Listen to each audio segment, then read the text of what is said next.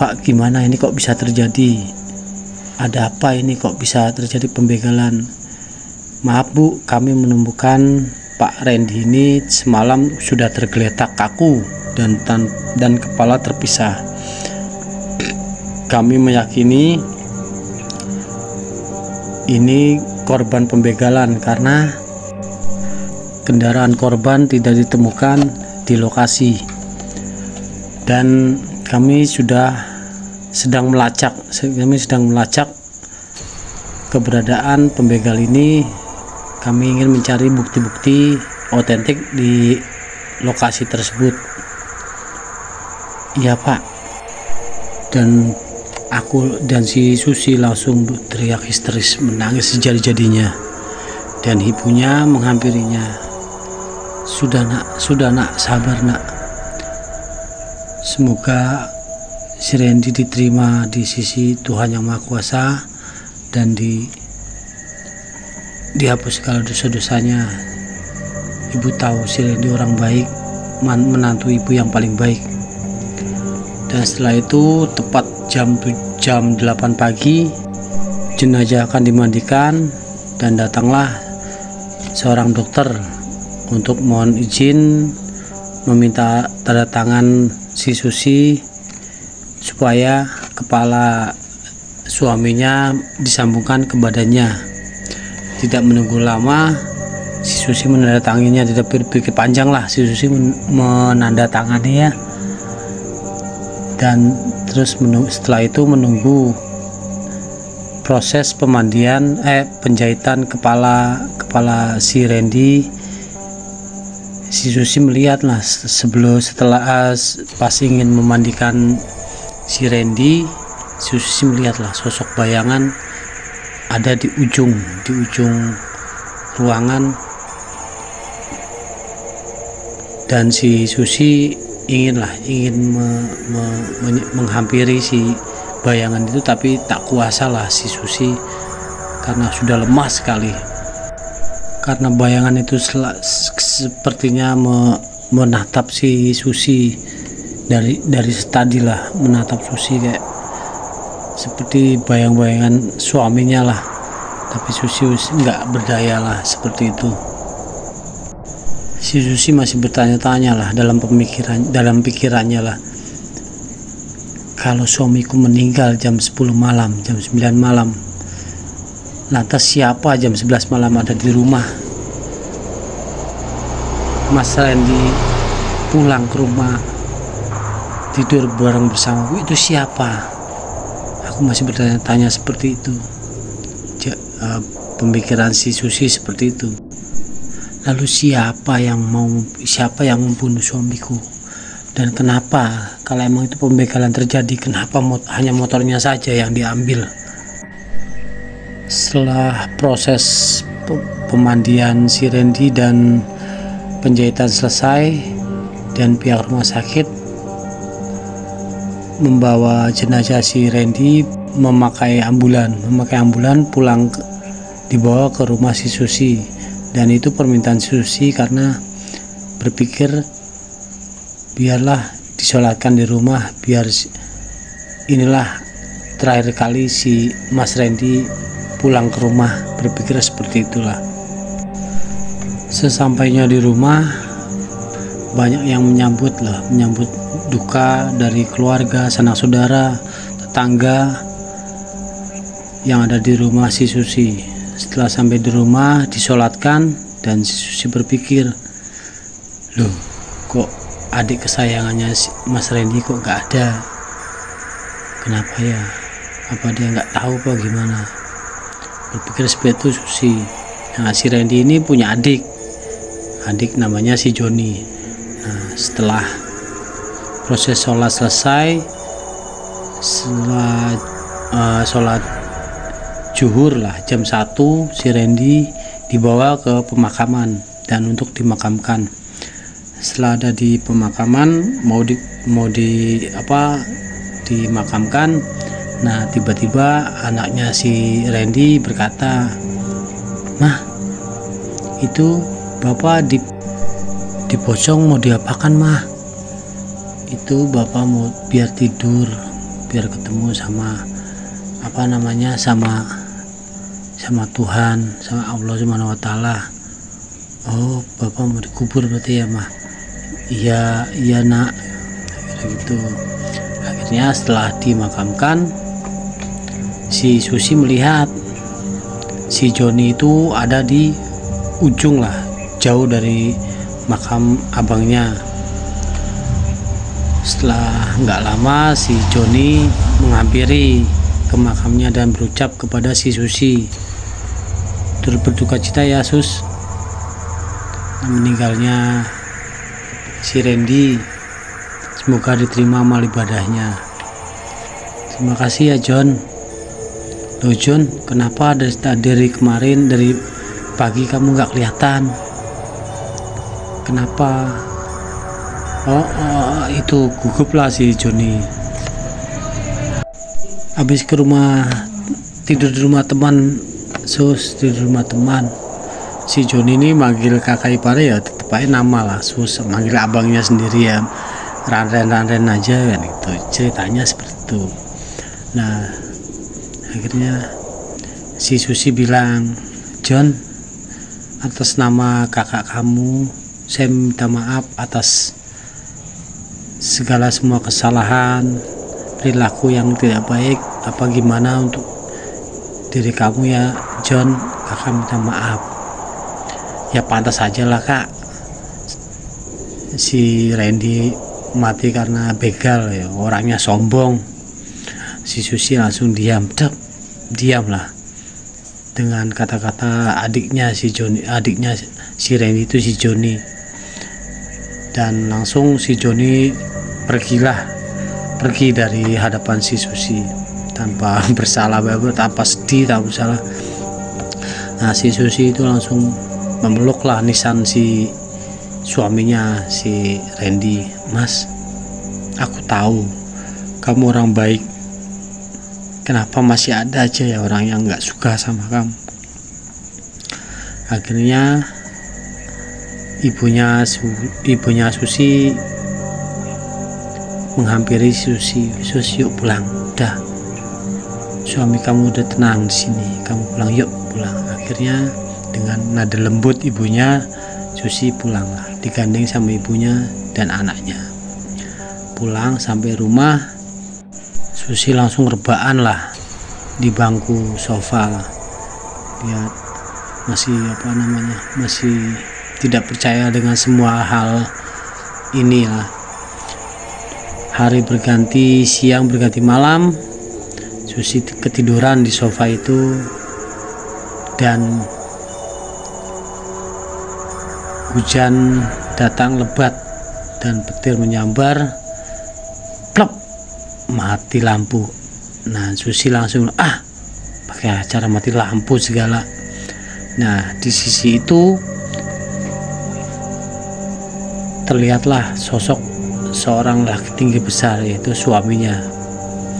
Susi walaupun masih ngantuk, dengan berat mata Susi langsung berkata, loh Mas Randy,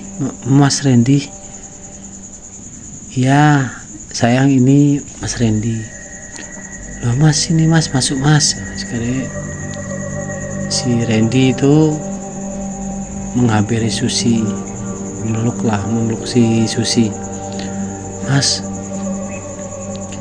aku mimpi loh Mas, mimpi kamu mati, kamu meninggal Mas. Nah, si Randy ketawa pelan lah, hehe, itu kan hanya sebuah mimpi, bunga tidur, nyatanya Mas masih ada di sini. Kamu udah tidur ya? Iya Mas, yuk pindah ke kamar, katanya si Randy gitu. Akhirnya pindah ke kamar, tidur sambil si Susi tanpa setengah sadar lah, entah itu mimpi entah itu apa, si Susi nggak berpikir seperti itu. Si Susi memeluk si Randy dengan khas wangi suaminya dan badan kekar suaminya. Si Susi memeluk erat-erat badan si Randy. Setelah itu si Susi langsung tertidur lelap lah. Nah, si Susi dikagetkan sama suara ibunya. Sus, bangun. Itu sekitaran jam 5 lah, setengah 5. Sus, bangun sus, udah sholat subuh belum? Sus, bangun. Akhirnya Susi bangun dengan lelah, bangun lah. Terus tanya ke ibunya, Bu, Mas Randy udah ke masjid ya? Ibunya bilang, Duh, istighfar Sus, istighfar, si Randy udah meninggal. Nah, belum sampai menjawab, si Susi melihatlah anaknya di depan pintu sambil kayak seperti bermain lah sama seseorang sambil ketawa-tawa. Dan Susi menghampiri anaknya, Dek, lagi bercanda sama siapa? Nah, anaknya bilang, sama Baba Bu, sama Baba ngajak main Dedek, sambil ketawa-ketawa menggendong Dedek. Wah, langsung Susi sontak, astagfirullahaladzim, ya Allah. Terus berpikir, Mas, ada apa ini Mas? Apakah kamu ingin memberitahu segala sesuatunya tentang ini Mas? Langsung si Susi berkata seperti itu ke si Randy. Dan menjelang siang jam 9 pagi, 2 orang dari kepolisian datang ke rumah Susi. Tok tok tok tok, tok tok tok tok. Dan Susi mendengar ketukan pintu. Lalu Susi menghampiri pintu dan membukanya, dan ternyata, oh, Bapak dari kepolisian. Iya Ibu Susi, mau maaf, ini saya dari kepolisian. Bisakah Ibu hari ini ikut saya ke kantor kepolisian untuk menjelaskan kronologi kematian suami Ibu, biar bisa kami usut secara tuntas. Oh, bisa Pak. Masih silakan masuk Bapak. Tunggu ya Pak, saya mau salin dulu. Ya Ibu, silakan Ibu. Nah, pas lagi Susi mau salin, datanglah mertuanya Susi sama adik iparnya Susi. Pas masuk, loh, ada apa ini kok rame-rame? Nah, Susi menjawab, ini Bu, dari kepolisian. Saya sengaja mau memperkarakan kasus suami saya di kepolisian, biar suami saya mendapatkan keadilan karena sudah terbunuh. Lu ngapain sih diperpanjang kasus ini, diperkarakan? Ngapain sih Sus? Malah bikin ribet tahu. Ada-ada aja kamu. Nah, kata mertuanya si Susi seperti itu, dan ditimpali sama si Joni. Lagian lu aneh lu, orang udah mati biarin aja sih, ngapain diperpanjang? Itu juga pasti bikin ribet dan juga banyak mengeluarkan uang lagi. Dan mertuanya si Susi juga bilang, udah Pak, nggak usah diperpanjang Pak, saya udah ikhlas kok anak saya meninggal, biar Tuhan yang membalas segala sesuatunya yang menjahati anak saya. Nah, terus datanglah ibunya si Susi, langsung menggebrak meja.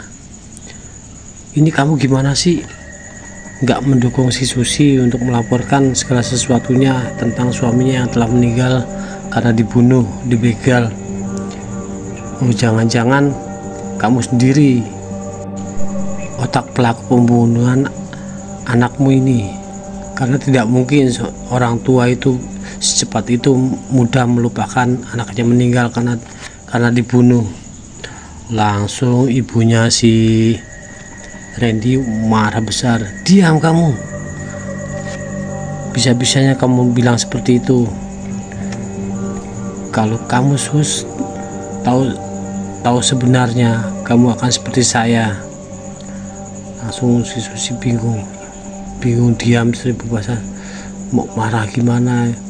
Nah, terus udah Pak, nggak usah diteruskan Pak, kata ibunya si Randy seperti itu, dan langsung beranjak pergilah ibunya si Randy ini tanpa berkata-kata dengan si Johnny. Nah terus si Susi bilang ke polisinya itu, maaf ya Pak dengan kejadian seperti ini. Ya Bu, nggak apa-apa Bu, kalau menurut saya sebaiknya dilanjutkan Bu kasus ini biar suami ibu mendapatkan keadilan yang benar-benar adil Bu, yang setimpal. Iya Pak, terima kasih Pak. Lalu kedua polisi itu berlanjut pergi dan meneruskan kasus meninggalnya suaminya si Susi. Setelah itu di rumah Susi bercerita kepada ibunya, Bu, ada kejadian aneh Bu. Setelah 2 hari kepergian Mas Randy, aku selalu didatangi Mas Randy Bu. Entah itu mimpi, entah itu apalah Bu, tapi Mas Randy selalu mendatangiku setiap malam Bu. Entah dia mau berkata apa, saya nggak tahu. Dia tetap menemaniku tidur.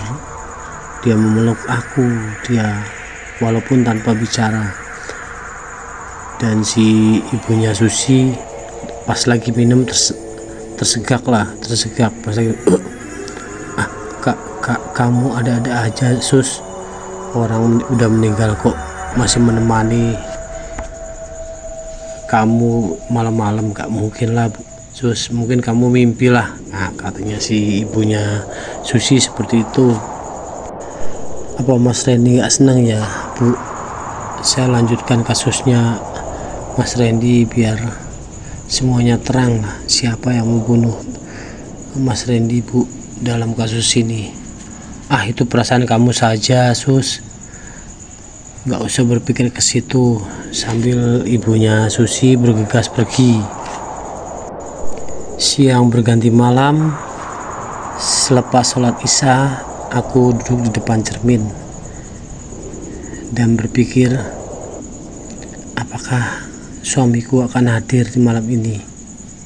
Dan sudahlah, akhirnya si Susi merebahkan tubuhnya di kasur, dan dia juga melihat anaknya sudah tidur di kasur itu. Dan setelah Susi memejamkan mata dan terdengar suara panggilan, dari suaranya itu tidak asing lagi bagi Susi lah, suara suaminya. Susi, Sus, kemarilah Sus, kemari. Susi mendengar dengan jelas, tapi Susi mau membukakan matanya sangat berat karena dia ngantuk banget. Dan tidak lama kemudian Susi seperti ada yang memeluk erat tubuhnya. Karena si Susi takut, Susi langsung dalam hatinya melantunkan ayat-ayat Al-Quran ya, untuk berpikir supaya hilanglah segala sesuatunya itu. Ternyata benar, semuanya hilang dari suara itu, dari kayak seperti pelukan erat di tubuhnya Susi, hilang semua itu. Dan Susi terbangun, bisa melek lah. Setelah Susi bangun dari tidurnya, ternyata sosok suaminya ada di depan Susi di kamarnya Susi, dengan wajah pucat pasi. Walaupun dia senyum, tapi kan wajah pucat lah. Dengan senyum pucat pasi, Susi mendekat. Kala itu Susi tidak takut sama sekali, karena Susi tahu walaupun dia arwah, dia suamiku. Akhirnya Susi mendekat ke Mas Randy dan berkata, Mas, apakah ada yang ingin kamu kasih tahu ke aku?